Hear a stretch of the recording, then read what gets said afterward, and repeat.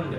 കൊച്ചുകുട്ടികളിലും stress ഉണ്ടാവാറുണ്ട്. ഈ stress ഉണ്ടാകാനുള്ള മെയിൻ കാരണം എന്ന് വെച്ച് കഴിഞ്ഞാല് അച്ഛനും അമ്മയും രണ്ട് കാര്യം രണ്ടായിട്ട് കുഞ്ഞുങ്ങളോട് പറയുമ്പോഴാണ്. ഇപ്പൊ ഒരു കാര്യം എന്തെങ്കിലും ഒരു ഇൻസിഡന്റ് അമ്മ പറയുകയാണ്, അത് അങ്ങനെയല്ല ഇങ്ങനെയാണെന്ന് പറഞ്ഞു കഴിഞ്ഞാൽ ഉടനെ അച്ഛൻ അത് മാറ്റി പറയും, അത് അങ്ങനെയല്ല, അത് ശരിയാവില്ല, ഇങ്ങനെ ആയാലേ ശരിയാകത്തുള്ളൂ. അപ്പൊ ഇങ്ങനെ ഒരേ ക്വസ്റ്റ്യന് രണ്ട് ആൻസർ നമ്മൾ കുഞ്ഞുങ്ങൾക്ക് കൊടുക്കുമ്പോൾ അവർക്കതൊരു സ്ട്രെസ് ആവാനുള്ള പോസിബിലിറ്റീസ് കൂടുതലാണ്. കാരണം എന്ന് വെച്ചാൽ അവർക്ക് അറിയില്ല ഇതിൽ ഏതാ ശരി ഏതാ തെറ്റ്.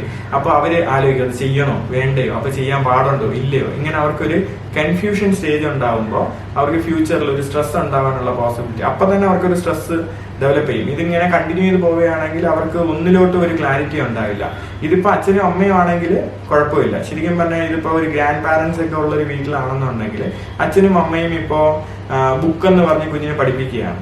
അപ്പോൾ അതേസമയം ഗ്രാൻഡ് പാരന്റ്സ് അതിന് വേറെ എന്തെങ്കിലും ഒരു വേർഡ് യൂസ് ചെയ്യുകയാണെന്നുണ്ടെങ്കിൽ കുഞ്ഞിന് അറിയത്തില്ല അത് അതിന്റെ മലയാളമാണെങ്കിൽ കുഴപ്പമില്ല, അതിന്റെ വേറൊരു നെയിം. ഇപ്പോ ഫോർ എക്സാമ്പിൾ ചിലവർ ബാത്റൂം എന്ന് പറയും, ചിലവർ വാഷ്റൂം എന്ന് പറയും. അപ്പോ ഈ ബാത്റൂം എന്ന് പറഞ്ഞ് കുഞ്ഞിനെ പഠിപ്പിക്കുമ്പോൾ ബാത്റൂം എന്നാണ് കുഞ്ഞിനെ പഠിപ്പിച്ചിട്ടുണ്ടെന്നുണ്ടെങ്കിൽ ഗ്രാൻഡ് പാരന്റ്സ് അത് വാഷ്റൂം എന്ന് പറയുമ്പോൾ കുഞ്ഞിന് കൺഫ്യൂഷൻ ആവും. അല്ലെങ്കിൽ നമ്മളത് കുഞ്ഞിന് പറഞ്ഞു കൊടുക്കുക ഇത് രണ്ടും ഒന്നാണ് എന്ന് പറഞ്ഞു കൊടുക്കുക. ഒരേ സാധനത്തിന് രണ്ട് ആൻസർ കുഞ്ഞുങ്ങൾക്ക് കിട്ടുമ്പോൾ കുഞ്ഞുങ്ങൾക്ക് ഒരു സ്ട്രെസ് ഉണ്ടാകാനുള്ള പോസിബിലിറ്റി കൂടുതലാണ്.